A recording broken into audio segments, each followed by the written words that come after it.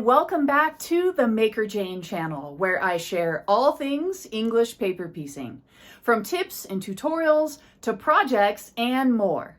So if you love EPP like I do, please consider subscribing. In this video, I've got a quick and fun small project that we're going to be working on. We're going to be putting together a mini tote bag using some of our English paper pieced motifs. And for this project, you can really use any EPP motif that you might have lying around. So if you've got some hexagon flowers lying around that you just really didn't know what to do with, you can use them for this project. In today's video, I'll be using the flower and the butterfly from pattern number 2 of the EPP skill building series called Flowers and Butterflies. So if you'd like more information about that particular pattern or more information about the skill building series, be sure to check out the links down below in the description where I've got all that information for you there. So let's head over to the work table and I'll show you what you're going to need to put together the mini EPP tote bag. Okay, the supplies that we're going to need for this project are going to be as follows. First of all, you're going to need your motifs.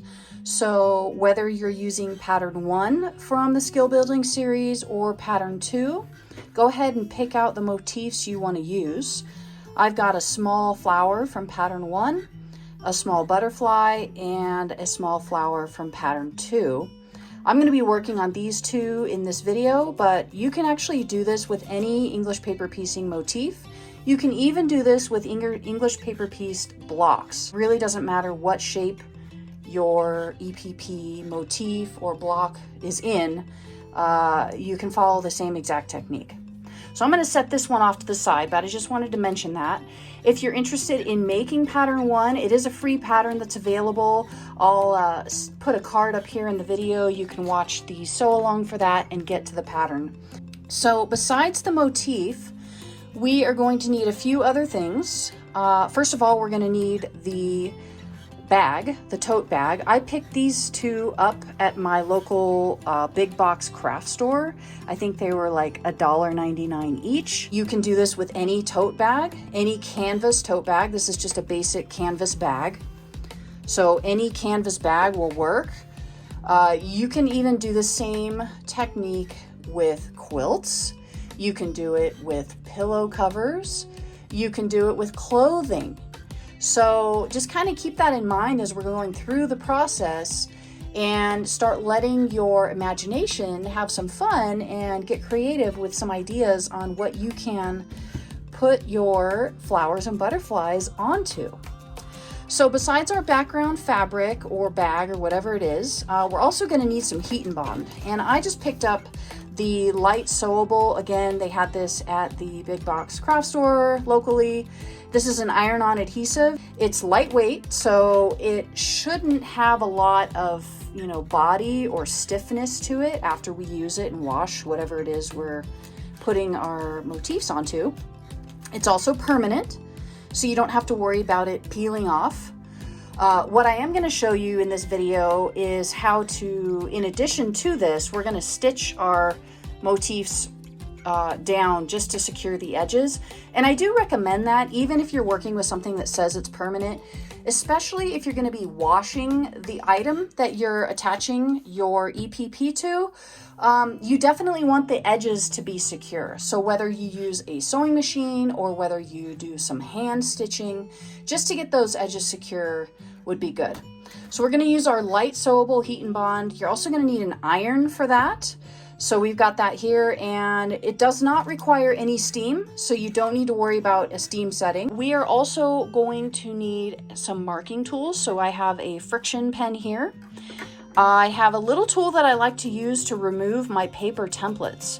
This is optional. You don't need one of these, but I have found it to be helpful when some of my seam allowances are being a little stubborn and they don't want to come off the paper. So something like this that has kind of a beveled edge to it can help you get up underneath the seam allowance and peel the fabric back from the paper. You're also going to need some paper scissors because this heat and bond has a paper backing on it that will protect the iron when we go to stitch it. you're going to need paper scissors to cut your shape out of that. Then in addition to that, I just have a mini ruler here. You can really use any size. Smaller would be better if you're working with smaller shapes. And you're going to need a ruler that has a 1/4 inch marking on it. So any quilting ruler, preferably something small that you can, you know, manage and move around efficiently and quickly would be good.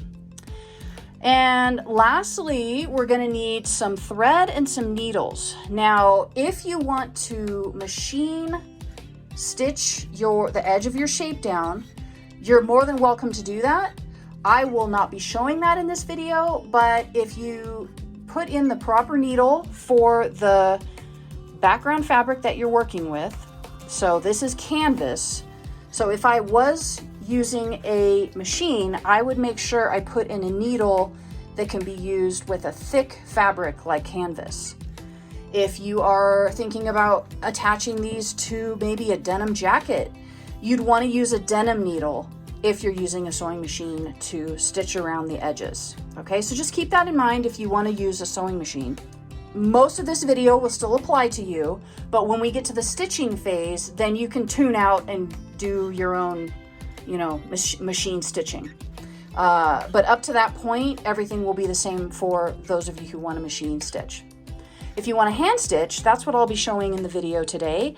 And you're going to need to figure out what threads you want to use. So I have a variety of different threads here.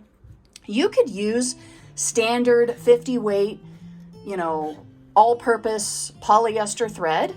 The similar thread that you use to piece your EPP together. You can use that to stitch down the edges. I have thought about using a slightly thicker thread just to add a little bit of character and a little bit of kind of an embroidery feel to my bags. So what I have here on the table, I've got a few different types of threads. This is just standard DMC embroidery thread. It's just basic embroidery thread that you can get at the craft store.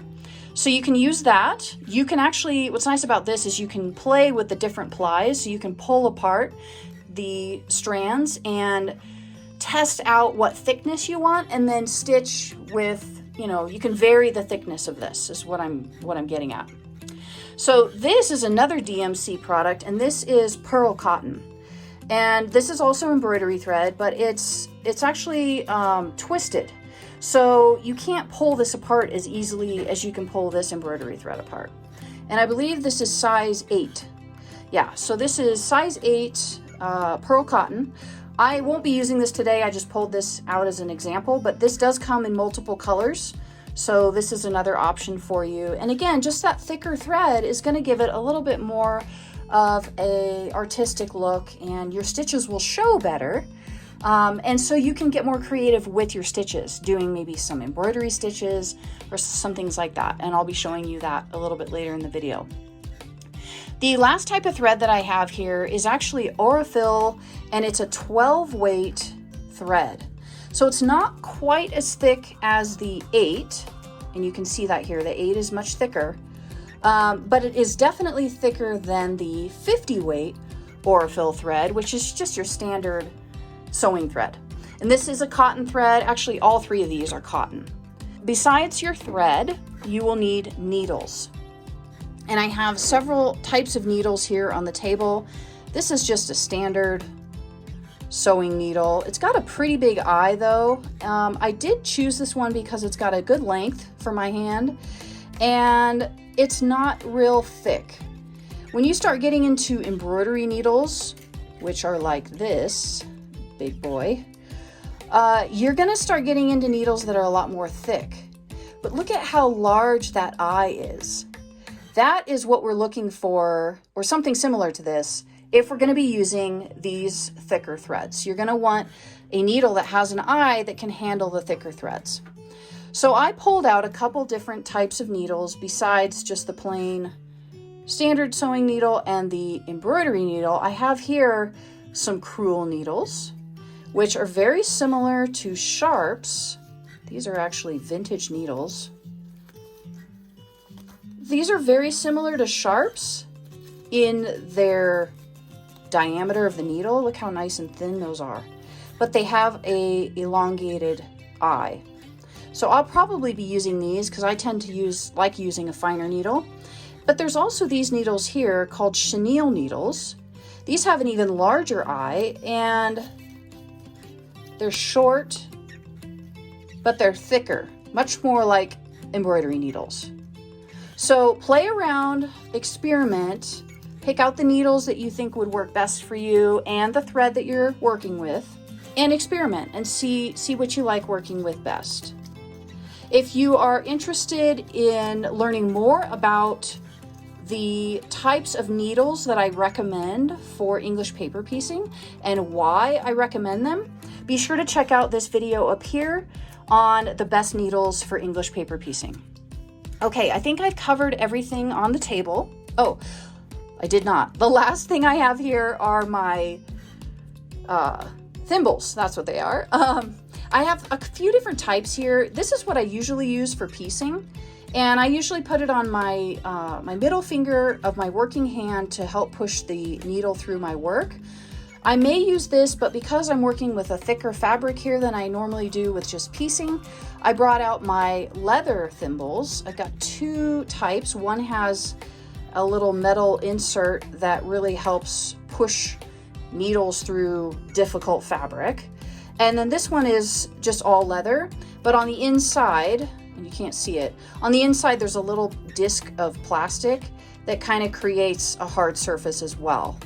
So something that's going to help protect your hands as you're working, you know, attaching this to your background fabric. And again, if you're working with canvas, you're going to want some protection for your fingers because it's going to be a little bit tougher to get your needle through that fabric. Okay, I'm going to clear the table off and I will walk you through step by step how we're going to attach our flower or our butterfly to a canvas tote bag. So the first step in this process is first we need to get a cutout of our heat and bond that is in the shape of our motif. And I'm going to show you how I did this, okay? So I've just got a scrap piece of my heat and bond. I've got the paper side up and the glue side, which is the rough side. You can kind of feel it and see the sheen on it. That is going to be face down, okay? And I've got my friction pen here. I like to use a pen, especially a friction pen, because the ink only comes out at the very tip. Whereas a pencil, if you're using a regular pencil, when you sharpen it, the lead usually is about 1/8 of an inch long, sometimes longer. And as I'm outlining my shape, I don't want to get pencil lead or any ink on my fabric. If this gets on my fabric, I know it will disappear when I iron it, so I'm not too worried about that. But I'm also not worried because the ink is only at the very tip. Doesn't go up the edges, so it's less likely to get on the fabric. But really, you can use a ballpoint pen, you can use anything you want, but just be aware that, you know, you want to try to avoid getting anything on your actual fabric. And you can go all the way to the edge of your heat and bond because we're actually not cutting on the line that we're about to draw. So just hang with me and I'll explain why in just a second. So go ahead and outline your motif. And as we get to the areas that have, sorry, I cut my finger this week. And so I'm extremely self-conscious of it. So I'm trying to hide it from you so you don't have to look at it. Thankfully, I didn't cut the tip of my finger off. I only cut my fingernail off, but it was extremely painful and it was not fun. So I forgot to put a Band-Aid on for the video. I'm sorry about that. So I'll just try to hide it from you as much as possible because it's pretty gruesome looking. Anyway, as we get to the seam allowances, we want to hold everything down with our non-working hand. And we want to actually kind of lift that seam allowance out of the way. You can use a tool, you could use a paper clip, you could use your pen if it doesn't get on your fabric. You could use your finger, however you want to do that. So I just kind of lifted it up as you saw and flipped it under to the other side so I can get a nice straight line here. And just continue around your shape. And this doesn't have to be exact. We're just getting a outline to guide us for the next step.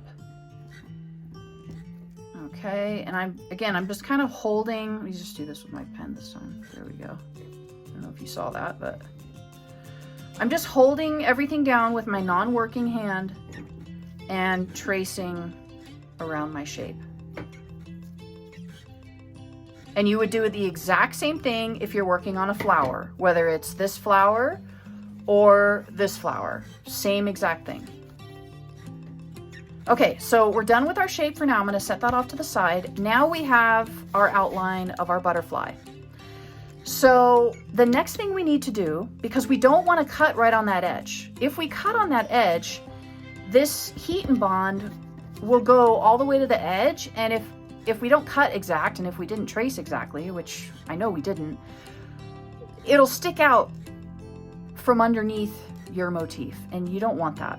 So what we're gonna do is we're gonna use our ruler, our little quilting ruler, and we're gonna actually measure and mark a 1/4 inch inside from the line that we just traced.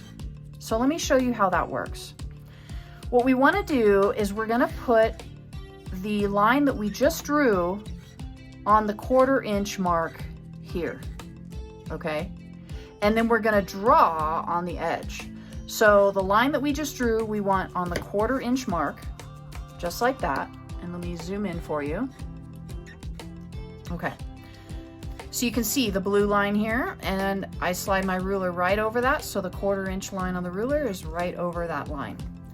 And then you just draw a line along the ruler and rotate your paper to get to the next side. And you can rotate it in whichever direction is most comfortable for you. And I just follow all the way along.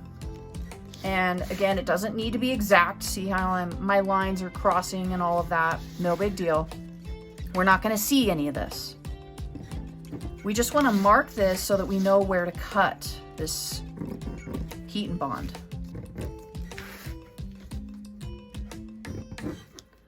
And there's probably an easier way to do this.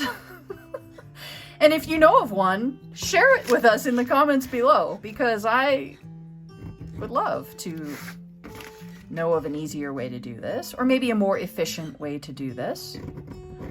I'm always looking for ways to be more efficient and to save time.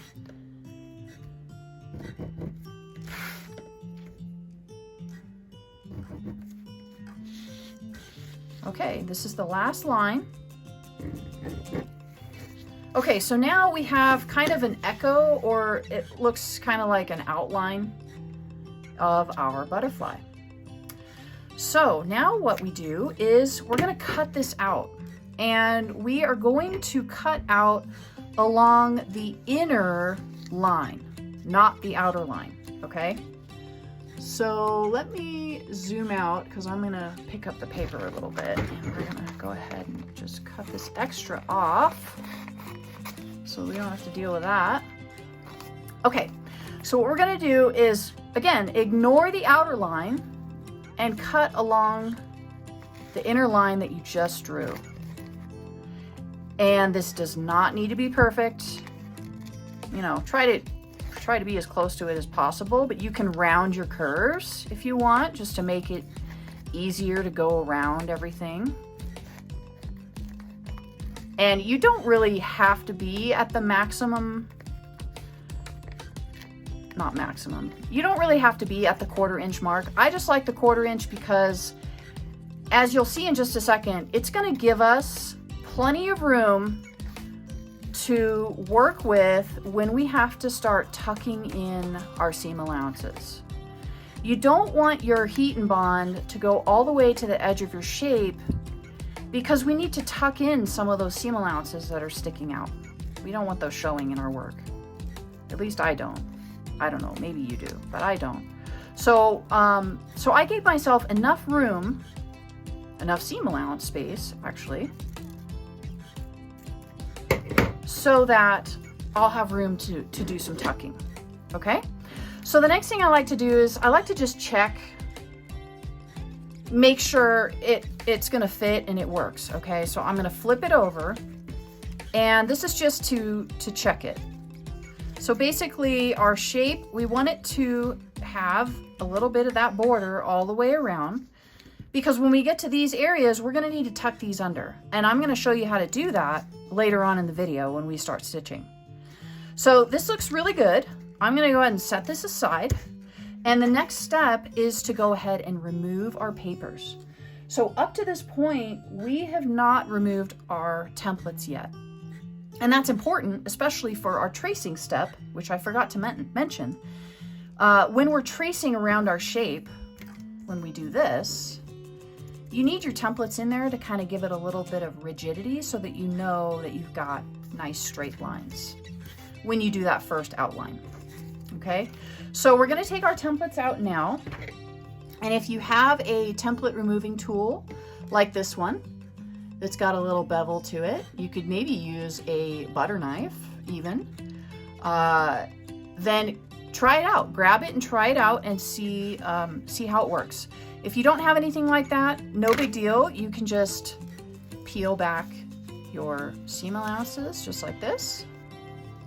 And I do this most of the time, but if I have a seam that is being difficult and doesn't want to come off of my paper, then I will bring my little, this is actually a putty knife from a ceramics kit that I bought at a craft store a long time ago. I'll grab my putty knife and I just slide it. I like to do it on the table, but I will slide it up underneath and then just kind of push it through and then lift. And it works really good because I'm not pulling on my seam allowances, causing fraying at all. That's why I like using a tool like this. It's definitely not necessary, but it can be helpful. So if I had pulled on that, I probably would have had a lot more fraying going on because that was pretty tightly glued to the paper. But because I lifted with this, it's not as bad as it could be.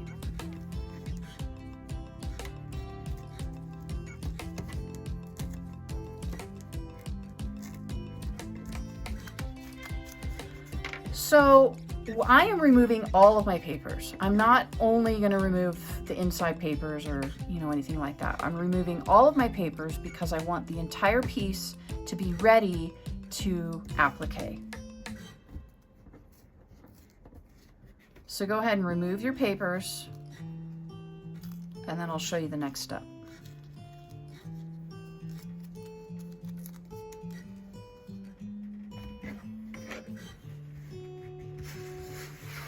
Okay, now that our papers have been removed, we need to press our seams back into place and get our edges back into place and straight and all of that, because we want our butterfly to look like it did when our papers were in there. So I'm going to bring you over to the ironing table and I'll show you how I press my English paper piecing motifs. For this step, we're going to need our motif with our papers removed. We're also going to need our little cutout of our heat and bond, and we're going to need an iron set to medium heat with no steam. You also optionally can use some spray starch, and again, I just picked this up at my local craft store. You can get all different kinds of spray starch, so the brand shouldn't matter. If you don't have spray starch, you can do this without it. So I'm going to show you how I do it without it, and it works just as good. You just want to be a little bit more careful with your seam allowances. So the first thing I like to do is kind of finger press my seam allowances back into place. And this is a pretty simple shape, so there aren't a lot of seam allowances coming together into one area, or small shapes like we had with the flower that I showed you earlier, the green and blue and pink flower. That has some really small shapes, and the seam allowances really were covering and laying on top of each other. So I did use spray starch for that one. But the idea, the concept is the same. Basically, I just finger press everything back down to where it was before we removed our papers. And then I go over it with a dry iron. You could use a steam iron, but I find a dry iron is sufficient. So once my seams are in place, as best as they're gonna be, then I just gently position my iron over them and I press. And that usually will get everything back into place and nice and crisp. So if I flip this over real quick, you can see my edges are perfect. They're nice and crisp. That's what I'm going for. If you have any trouble with this part, then definitely try some spray starch and see if you can get that to work a little bit better for you.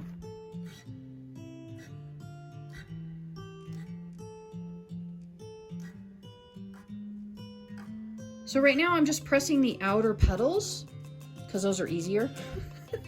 So I'm going to get those into place with the iron, and then I'm going to come back and work on these body pieces because they don't really want to lay down as well as everything else.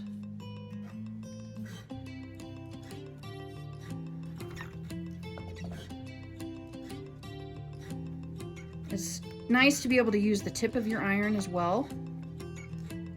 You could actually use a craft iron if you have one of those. Those usually have a much smaller plate, and you could really get in here and do some detail work if you had a small craft iron instead of using a big giant iron like this for this small little motif. It's kind of overkill.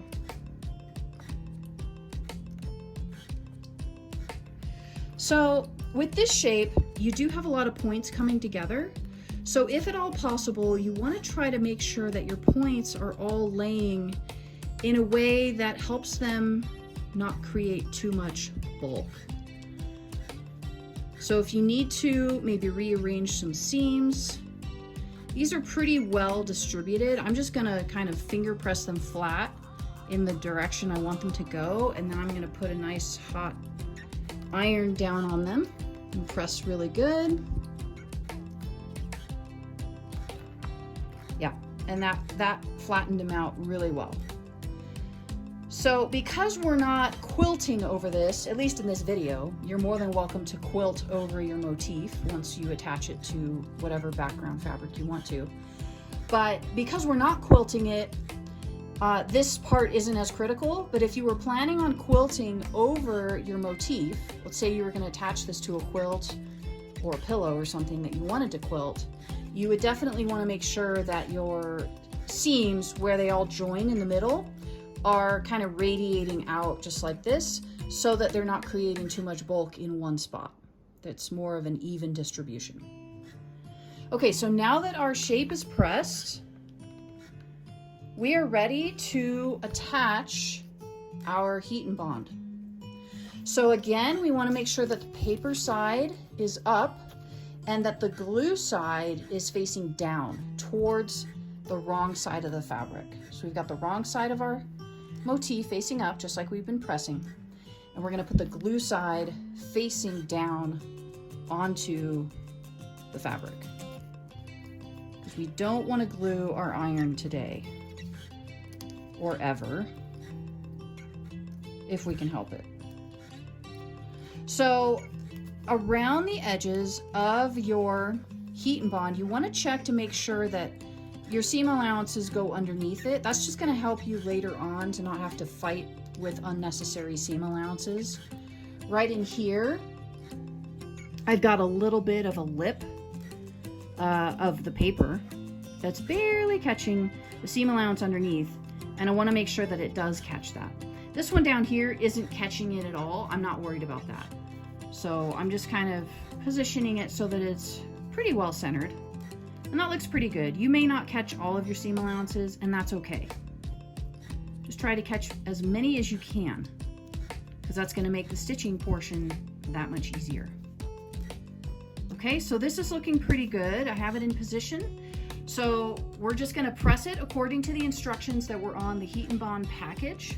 So be sure to refer to your package for those instructions. Especially if you're using either a different brand or a different product by the same Heat and Bond brand, there may be a different length of time that you need to press. So just be sure to check the instructions on the package that you have.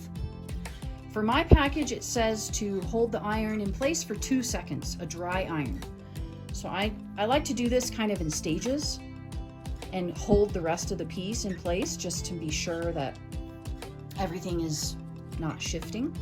And that was more than 2 seconds, but you get the idea. And you just gently press with your iron. And try to let it cool before you move it. That way, nothing comes unglued. So I'll let this cool for a little bit, and then the next step is I'll show you how we're gonna attach our motif to the bag. For this step in the project, I just went ahead and grabbed a mini ironing board that I have for my garment sewing. You could use a scrap block of wood or anything that can fit inside of your bag that will be a hard surface that you can press against. So any sort of wood, if you do garment sewing and have a tailor's ham, you could use something like that.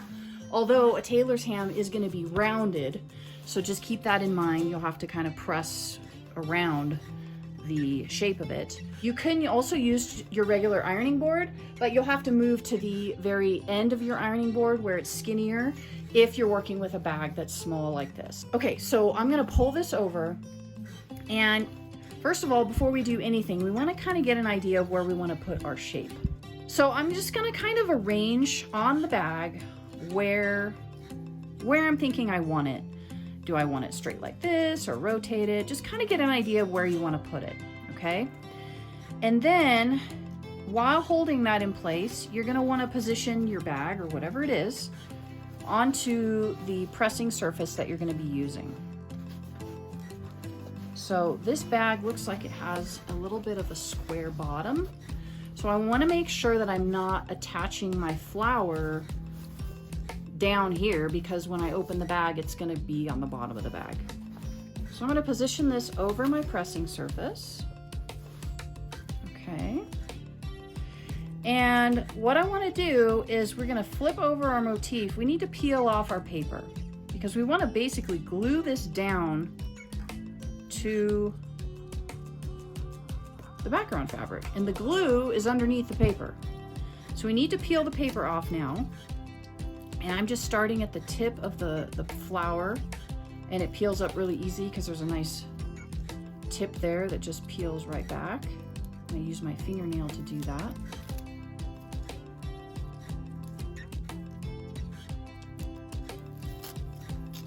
And you could just rip it off if you wanted to, but I was trying to keep it all one. Okay, so we've got our glue on the back. You can see the shininess. So we're going to reposition it. And then grab your iron. Again, we're using a dry iron. And again, you want to read the instructions for your particular package. The type of Heat and Bond that I'm using, it says to press it for 6 seconds to actually get it to attach. And real quick, I want to point out, let me zoom in real quick. You see right here, I've got some seam allowances that are kind of loose and they're sticking out. I don't want them to be that way, but right now, we're not gluing our seam allowances. So there's no glue on that part. So I'm still going to be able to tuck that in later when we get to that part. And you want to push down pretty hard on your iron if you can, and count to whatever time the package tells you to count.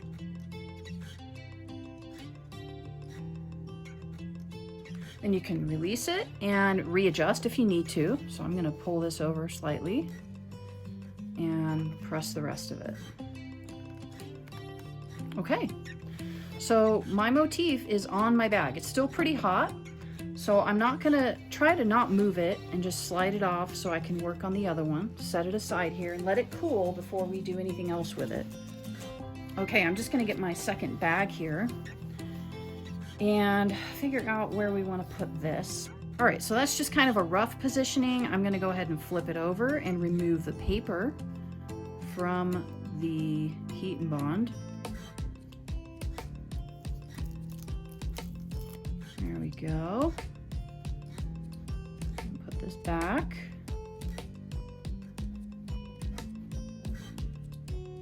And press.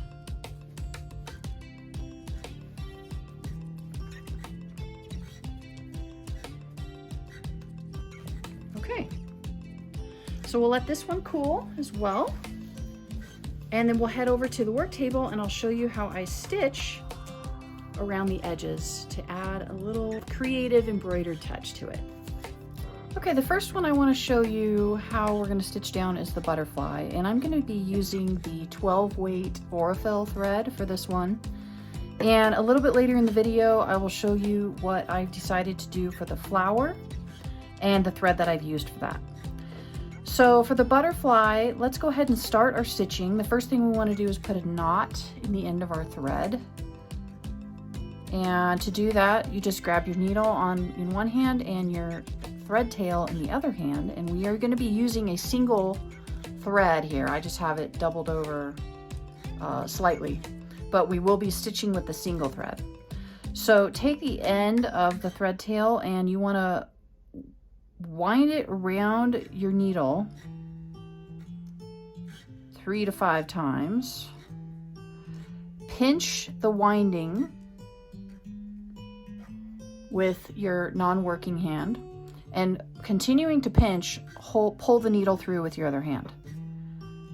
And that will cinch down a knot right there at the end. And now we can bury this underneath our work. So I'm going to start down here at the bottom. So I'm just lifting up the edge of one of the corners. I'm going to take a tiny stitch, making sure that I'm stitching underneath where my motif will be, so that you don't want this to be seen because we're just starting our stitches. So I take a tiny stitch and I'm going to pull all the way to the knot. So that's just the initial stitch. If you want, you can trim back that tail a little bit. I wouldn't cut it all the way to the knot, maybe leave 1/8 to 1/4 inch, just so it has a little bit of leeway there. And all I'm gonna do for this particular design is I'm just gonna do a basic whip stitch. But I wanna do larger stitches because I'm using a kind of a decorative thread, I guess you could consider it that. So I wanna use some larger stitches because I wanna actually see my stitches. But the whip stitch, basically, we've come up through the background fabric. I'm gonna catch some of the fabric from the motif, and I'm catching quite a bit. There's a nice big chunk of fabric that I've caught there. So I'm just gonna pull the thread through there.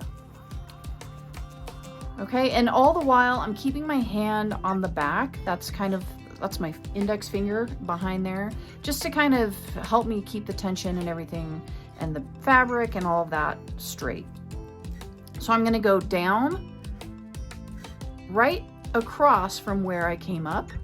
In the background fabric, I'm going down, and then I'm gonna come up further down the motif and taking another nice large chunk of the motif there. So you can see the size of the stitch. It's not real big, but it's big enough so that it's visible. We're not going for invisible stitches here. I'm going for visible stitches.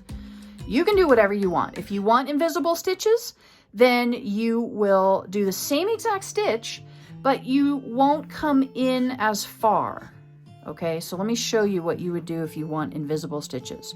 You'd go down just like I am here. You'd go down into the background fabric, and you would still come up in the motif fabric, but instead of coming up back here, you would come up right there at the edge.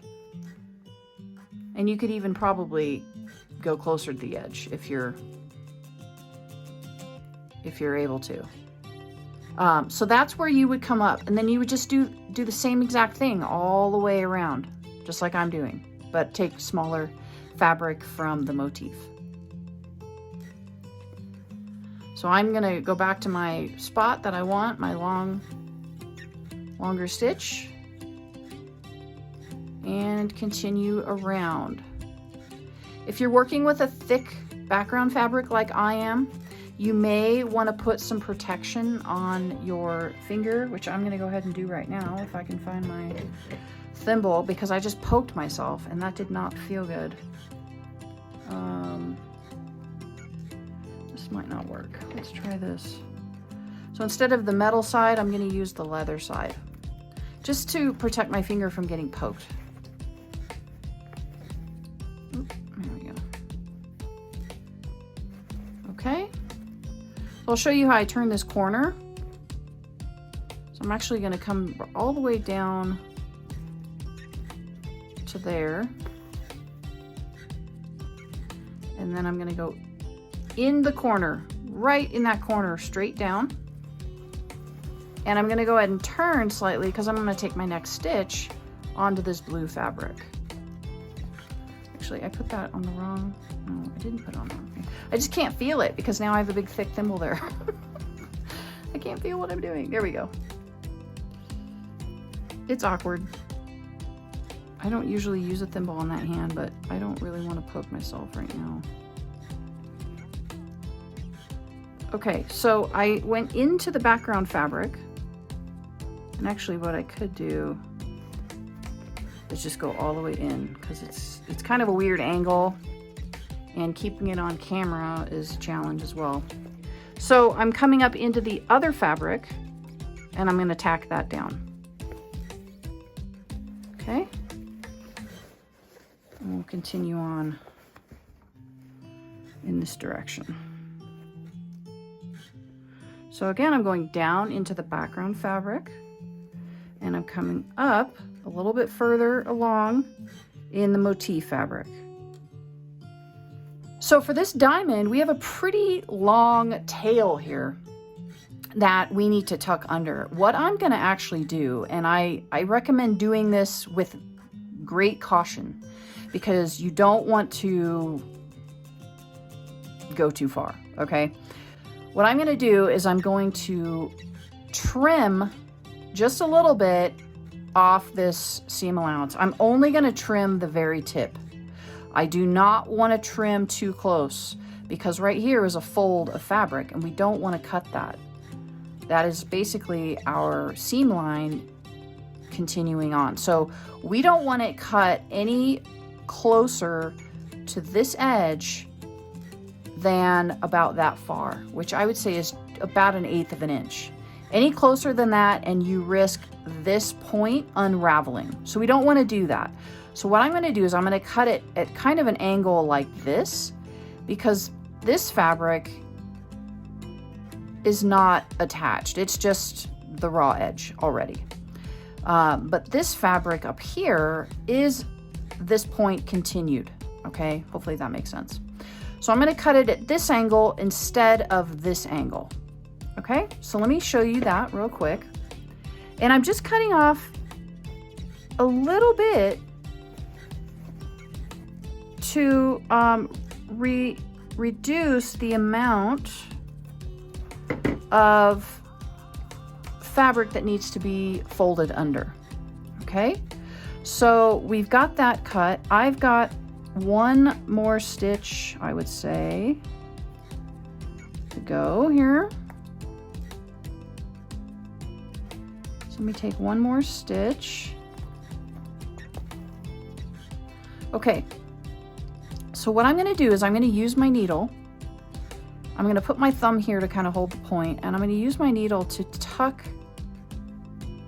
that seam allowance underneath. And really, I'm just kind of folding it. So I still have my point there, and we have a little bit over here, but when we get to over there, we'll deal with that, okay? We got all the seam allowance removed from this side, so now you can continue stitching. So I'm going into the background fabric and out the motif fabric. And we want to go all the way to the point, just like that. And just work that seam allowance along as you need to. If you got a little corner sticking out, you can adjust it as you go. I like to use my fingernails for that. You can also use your needle. And this stitch here, we want to get right at the point if we can. So hold that with your finger or your thumb. That's what I'm holding it with. Just to hold it down so that when you bring your needle up, it's coming right through that fabric. And pull your stitch through. Okay, so now that we have gotten to our point, we need to stitch the very tip of our point down before we go down the other side. So take one stitch right at the point, and you're going to come up exactly in the same spot that you're in right now. Just like so. Okay, now I have to turn my work back this way, and you'll turn your work as you need to. Now, because we flipped the seam allowance this way, it's on this side, and we need to kind of tuck it under as we work down this side. We don't need to worry about it coming back out this edge though, because we've already stitched that edge and it's sealed.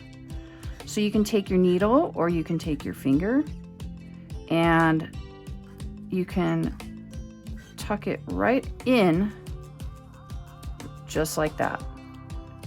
And then go ahead and take a stitch right where you left off, go into the background fabric, which I'm still at that point, and I'm going to kind of come up and tuck and come up through the motif fabric at the same time. So I'm using my needle to tuck the seam allowance further back underneath the motif fabric before I bring the needle through the motif fabric.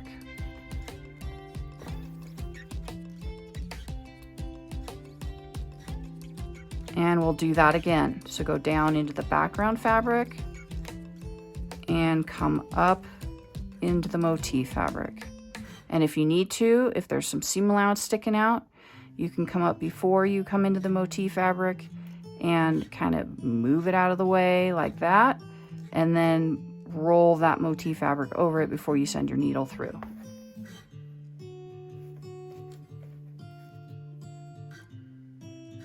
So I've got all my seam allowance in, and I'm just going to continue stitching all the way around the butterfly. So this is the finished bag for the butterfly, and these are my whip stitches all the way around. They're very visible, which I really like.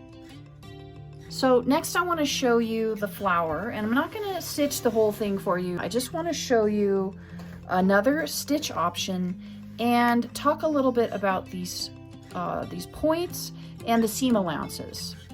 So the thread I'm using for this particular flower, for this project, is the 6-strand embroidery thread. And I'm using all 6 strands. I didn't bother separating out the threads, and I really like the thickness of this stitch. You might not like that thickness. You might want something a little bit thinner, a little bit more discreet, and you could just split this strand of 6 strands into half, maybe three strands instead of 6. Or you could play with 2 strands or maybe 4 strands. So you can play with it and experiment and see what you like the best. This is what the blanket stitch looks like. And you can play with how far apart your stitches are, how far in from the edge you want to come. Because this is a fairly small flower, I didn't want to come in too far from the edge. So I'm coming in about the same distance that I did on the butterfly. But I want to show you just real quick and talk about how you're going to tuck your seam allowances in for the flower. You'll notice they're not sticking out nearly as much as they were on the butterfly, so it's going to be a lot easier to stitch. With the whip stitch, we were going in first on the background fabric. For this, you want to actually go in first on your motif fabric, and you're going to come up into the background fabric. So I go in to the motif, I'm coming out of the background, and before I pull the needle all the way through, I'm gonna make sure that my thread is behind my needle. Just like so. And then I'm gonna pull it through. And I'm gonna take, looks like I've got enough room for one more stitch before we start working in that seam allowance. So I'm gonna zoom in and we're gonna get a closer look at what we're doing here. So again, we go into the motif fabric. We come out of the background fabric. And try to come out as close to, and I didn't catch it. Try to come out as close to the edge of your motif as possible. Right there. Okay? And then before we pull the needle through, we're gonna just slide that thread behind the needle. Just like so. All right, so now what we wanna do is we wanna make sure that this seam allowance is green, this guy right here, is tucked nice and tight behind. So I just use my finger and fingernail. If you have a fingernail that's long enough, you can tuck it underneath there. You can also use your needle. And it doesn't have to be, you know, totally invisible. You just want it to line up with the shape that is following it. So we're gonna do the same thing with our stitch. We're gonna go in the motif fabric and out the background fabric.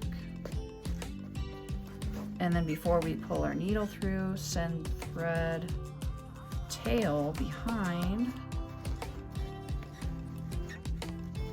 the needle.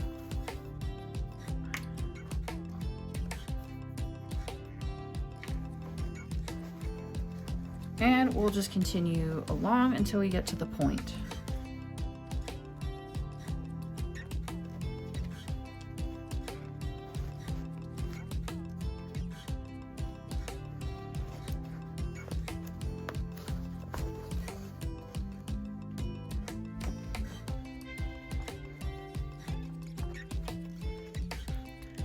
Okay, for the point, I'm gonna send the needle in right here, and I'm gonna come out right at the point.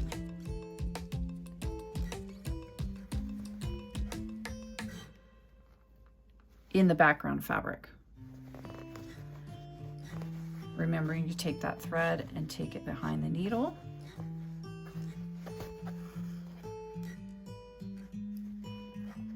All right, so we've reached the point. So now we're going to go down this side, and there's a little bit of a seam allowance popping out right there of the blue and pink fabric. So I'm just going to tuck that underneath with my needle. Let's see if we can do that.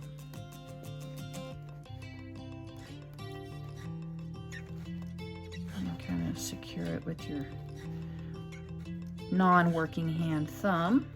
So I'm going to go in right here, right next to the stitch that I just took, and I'm going to come out right next to where I stitched before. You got to make sure that I pick up that background fabric though. There we go. Send the thread behind the needle before you pull it through.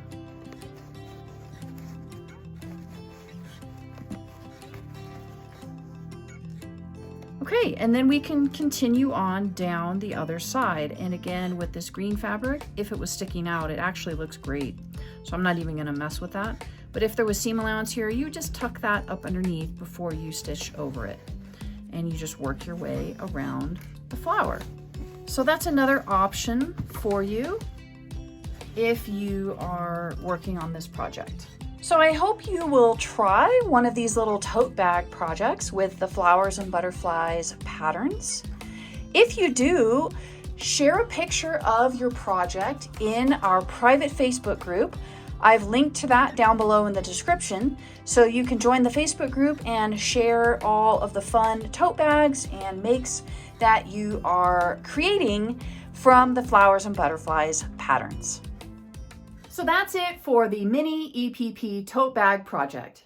If you like this video, click the like button and leave a comment down below in the description. I would love to get your feedback on the video as well as the project. Even if you didn't like it, I love to get your feedback, so let me know in the comments below. Thank you for watching this video. In the next video, I'm going to do a thread comparison.